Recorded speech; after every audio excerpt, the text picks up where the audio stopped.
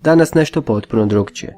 Pročitat ćemo vam neke zanimljive rekorde iz gamerskog izdanja Guinnessove knjige rekorda.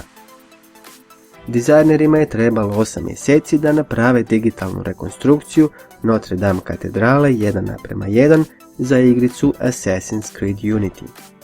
Najprodavanija Batman igra je Lego Batman video game sa preko 13 milijuna prodanih primjeraka. Slijedi je Batman Arkham City, zatim Asylum, a na 4. mjestu je opet Lego igra Batman 2 DC Super Heroes. 125 milijuna ljudi je igrao Call of Duty od njenog nastanka 2003. godine, a Modern Warfare 3 je najprodavanija first person shooter igra u svijetu sa preko 30 milijuna prodanih primjeraka.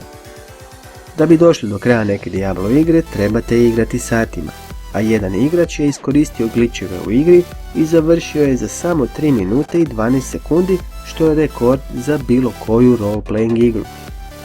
Svakih 90 minuta igrači FIFA 14 zabiju 991.000 golova, a od 21.11.2013.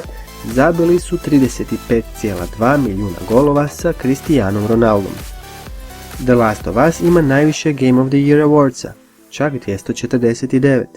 Igru League of Legends igra najviše ljudi na svijetu, sa čak 27 milijuna logina dnevno. Samo 4 ljudi je radilo na prvom Mortal Kombatu, a zbog nasilja u igri prvi Mortal Kombat zaslužan je za osnivanje Entertainment Software Rating Boarda, te prva igrica sa restrikcijom za godine.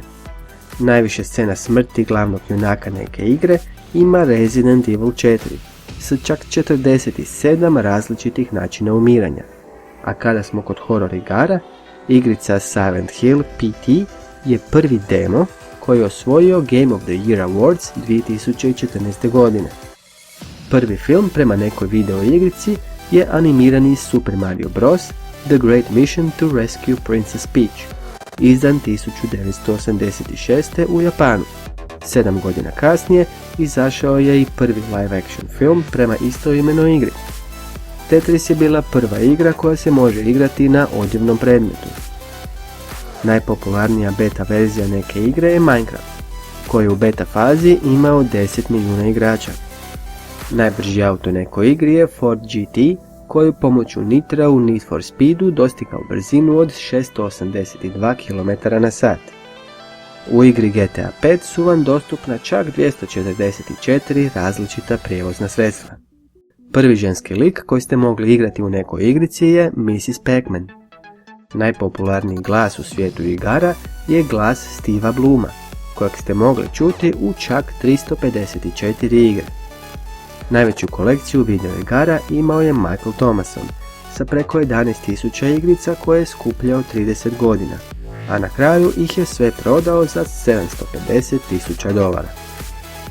Najduža filmska scena u igri traje 27 minuta, a pripada Metal Gear Solid 4 Guns of the Patriots, a zadnja scena u toj igri sa post-kreditom traje čak 1 sat, 9 minuta i 4 sekunde.